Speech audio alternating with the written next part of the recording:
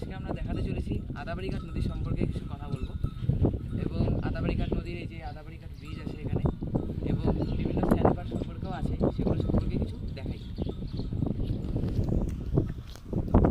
এটা হলো আদাবাড়িঘাট নদী।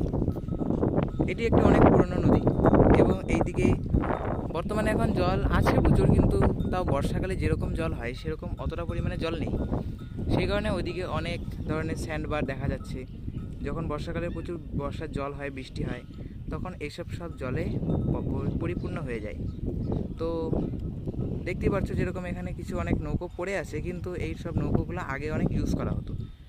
এখন এই নৌকোগুলো তো ইউজ করা হয় না, কারণ এই যে এখানে ব্রিজ তৈরি হয়ে গিয়েছে।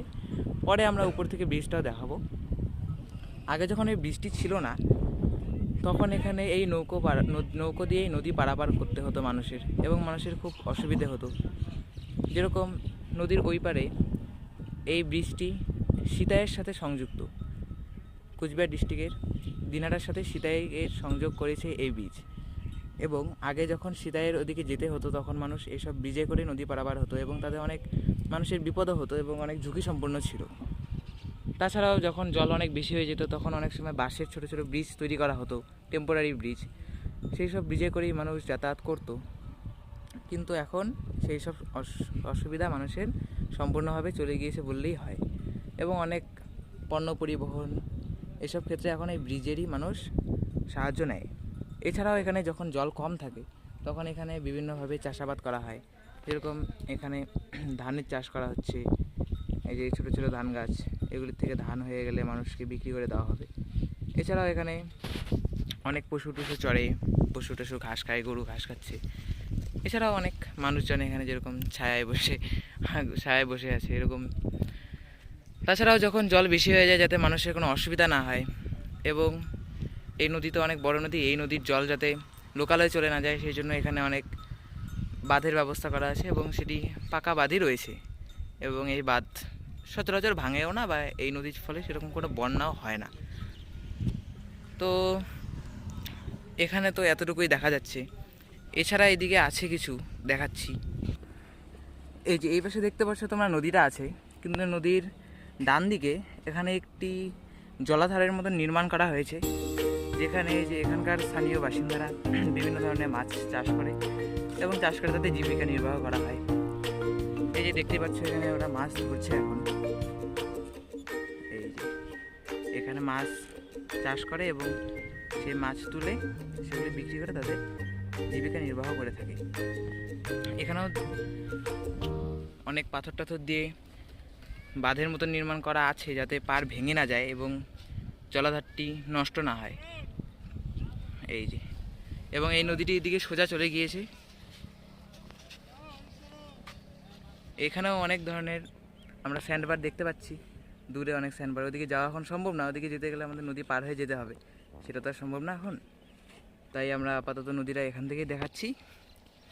নদীতে এখন প্রচুর জল আছে বলতে পারো। তোমরা দেখতে পাচ্ছ এখানে নদীর ধারে চড়ায় অনেক ধরনের নোংরা আবর্জনা ফেলা হয়েছে, বিভিন্ন ধরনের জুতো, প্লাস্টিকের বোতল। এই যে এইদিকেও প্লাস্টিকের বোতল, কাচের বোতল। আমার মনে হয় এই ভিডিওটি যে শুধু আমি তোমাদের নদীটাই দেখাচ্ছি বা নদীর সাইডে এরিয়ায় দেখাচ্ছি তা নয়, এগুলো দেখে তোমরা সচেতন হও, এবং এই নদীতে জানি ভবিষ্যতে আর কোনো ধরনের নোংরা ফেলা না হয় সেই বিষয়ে তোমরা সচেতন হও।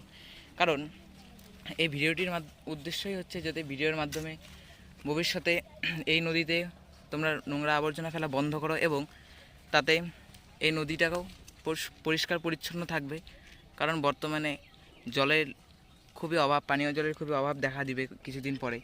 কারণ যে হারে আমাদের এখানে পানীয় জলের অপচয় হচ্ছে চারপাশে, সেই দিকে দেখতে গেলে এসব নদীকে সংরক্ষণ করা আমাদের প্রত্যেকেরই দায়িত্বের মধ্যে পড়ে।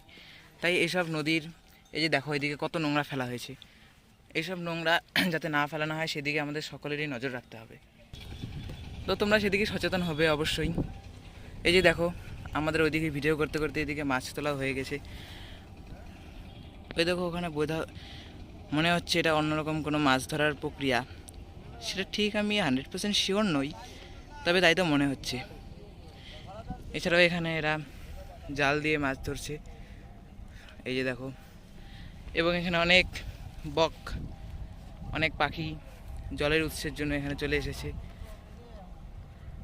তো এখানে নদী এবং নদীর চর সম্পর্কে তো অনেক কিছুই বলা হলো। এখন আমরা চলো উপরে অল্প ব্রিজটার দিকে দেখি। এই যে ব্রিজ, চলো উপরে যাওয়া যাক এখন। এটি হচ্ছে সেই ব্রিজ, যে ব্রিজের কথা নিচে বলেছিলাম যে উপরে গিয়ে দেখাবো। এই ব্রিজটির মাধ্যমে এখন সীতায়ের সাথে দিনহাটার যোগাযোগ সম্পন্ন হয়েছে। এই নদীর ফলে অনেক মানুষের অনেক সুযোগ সুবিধা বেড়ে গেছে। যেরকম এই যে বিভিন্ন দেখো তামাক টামাক নিয়ে যাচ্ছে গাড়িতে করে, এইসব নিয়ে যাওয়া আগে মানুষের খুবই কষ্টসাধ্য হতো, কিন্তু এখন এই ব্রিজ হওয়ার ফলে এখন আর মানুষের সেসবে কোনো অসুবিধা দেখা যায় না। তুমি দেখতেই পাচ্ছ কত মানুষ রোজ প্রতিনিয়ত যাতায়াত করে এই দিক দিয়ে। এবং এই দিক দিয়ে আরেকটি ভালো জিনিস যেটা আমরা লক্ষ্য করলাম, এদিকে সেরকম বৈদ্যুতিক স্ট্রিট লাইটের বদলে সোলার স্ট্রিট লাইটের ব্যবহার করা হচ্ছে, যেটি খুবই ভালো। সারাদিন সূর্যের আলোতে এটি চার্জ হয়ে যায় এবং রাত্রেবেলা অটোমেটিকই এটা জ্বলে যায় এবং সারা রাত্রি এখানে আলো দিয়ে থাকে, যার ফলে বিদ্যুতের অনেক সঞ্চয় করা হয়। এই দেখো এখানে অনেক মানুষ রোজ যাতায়াত করে।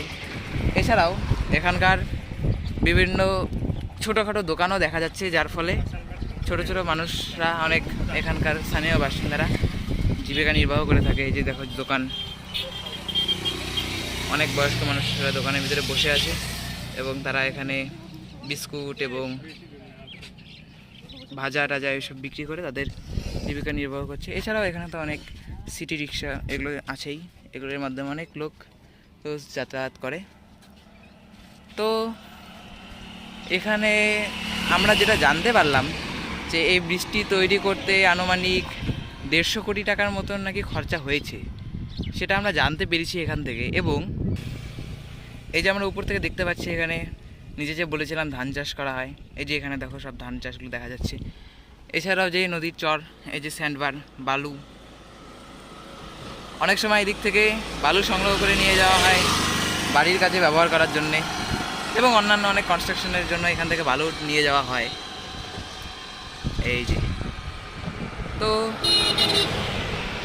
এই যে দেখছো এখানে কত গাড়ি যাচ্ছে।